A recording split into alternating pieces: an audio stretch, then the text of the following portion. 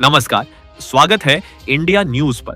चलिए जानते हैं देश की वो राजनीतिक सच्चाई जिसे सुनना आपके लिए बेहद जरूरी है, फिर भी कोई गोदी मीडिया आपको नहीं बताती।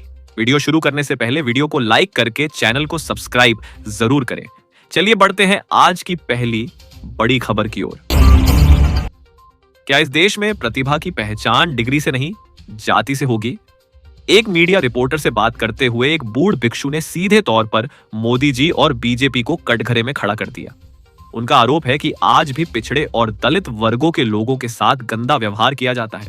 वो पूछते हैं कि जब चुनाव आता है या मुसलमानों से भिड़ना होता है, तब ये बीजेपी वाले हिंदू एकता की बात करते हैं, लेकिन वही पिछड़ा समाज अपना अधिकार मांगता है तब उसे अपमानित क्यों किया जाता है? क्या कुछ कहा उन्होंने?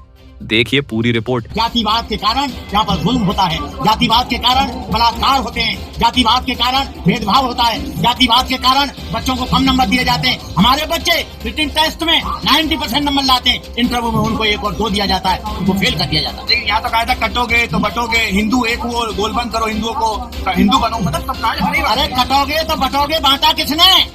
कथा तुम करने नहीं दे रहे, हाथ का छुआ पानी पी नहीं रहे, चुट्टा को खा रहे हो। बैकवर्ड के लोगों के चुट्टा फाड़े जा रहे हैं यादवों के, और उनको घसीटा जा रहा है। उनके कथा पढ़ने पर उनके बाल मुड़ाए जा रहे हैं, ब्राह्मणी को बुलाकर थाली में पेशाब करवा के पेशाब छिड़का जा रहा है। अरे तुम मुसलमानों से लड़ाई हो तो बैकवर्ड शेड्यूल कास्ट हिंदू है। ओवैसी ने मुकदमा दर्ज किया तो है, कल FIR करी तो है उनके खिलाफ। हाँ, ये ऐसा ही करेंगे। इन्होंने सारी जगह RSS के लोग बिठा दिए हैं, मनुवादी बिठा दिए हैं, वो लोग करेंगे। लेकिन इनकी तुड़ाई इतनी होगी कुछ वर्षों बाद कि ये सब भूल जाएंगे।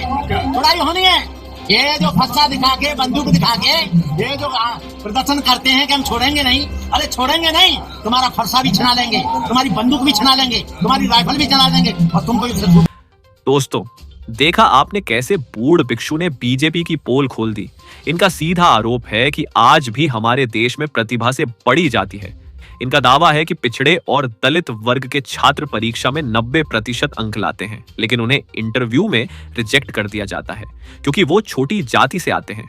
आप अपनी राय जरूर बताएं। बढ़ते हैं अगली बड़ी खबर की ओर। आज प्रेस कॉन्फ्रेंस में एक व्यक्ति का गुस्सा मोदी जी पर ऐसा फूटा जिसे सुनकर बीजेपी के अंध भक्तों के पसीने छूट गए। उन्होंने कहा कि यह सरकार उस व्यक्ति का साथ दे रही है जो छोटी छोटी बच्चियों का शोषण करता है। पहले आप लोग उनका वीडियो देखिए, फिर बात करते हैं। होता है यूनाइटेड स्टेट्स ऑफ अमेरिका में, जब एप्स्टीन जैसा आदमी 20 साल तक नाबालिग बच्चों का शोषण करता है, उसमें उस मुल्क के जानशीन लोग, अमीर लोग, बड़े उद्योगपति, इंटरनेशनल पॉलिटिशियंस पार्टिसिपेट करते हैं। तो ये बताइए आप कि वुमेन राइट्स के केस में ईरान बेहतर है या यूनाइटेड स्टेट्स ऑफ अमेरिका? कि अमेरिका के लोग खुद ट्रंप को निकाल फेंकेंगे। जिस तरीके से वो इस वक्त घबरा चुके हैं, कभी पादरियों को, ईसाई पादरियों को बुला करके व्हाइट हाउस के अंदर प्रार्थना करा रहे हैं, घबराए दिख रहे हैं, फिर जाते हैं ज़ेलेंस्की के पास, कहते हैं कि तुमको जो मैंने दिया और मुझे और असला तुम दो, मैं लड़ नहीं पा रहा। दोस्तों, सुना आपने कि मोदी जी का उठना बैठना किन किन लोगों के साथ है। अगर यही काम कांग्रेस वाले करते तो बीजेपी के अंध भक्त सड़कों पर हंगामा कर देते। छोड़िए, बढ़ते हैं अगली बड़ी खबर की ओर।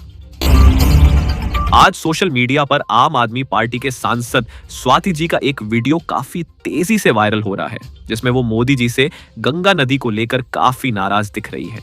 उन्होंने सीधे कहा कि जिसे हम मां कहते हैं, पिछले 10 सालों में बीजेपी के नेताओं ने उसे जहरीली नाली बना दिया है। उन्होंने पूछा कि कहां गए 7,000 करोड़ रुपए जो यमुना सफाई के नाम पर लिए गए थे, और उन्होंने क्या क्या कहा, देखिए पूरा रिपोर्ट। यमुना को हम माँ कहते हैं, लेकिन पिछले 10 साल में हमने अपनी माँ नदी को ही नाला बना दिया है। पिछले 10 साल में सर, यमुना के नाम पर हजारों करोड़ रुपए खर्च हुए दिल्ली में।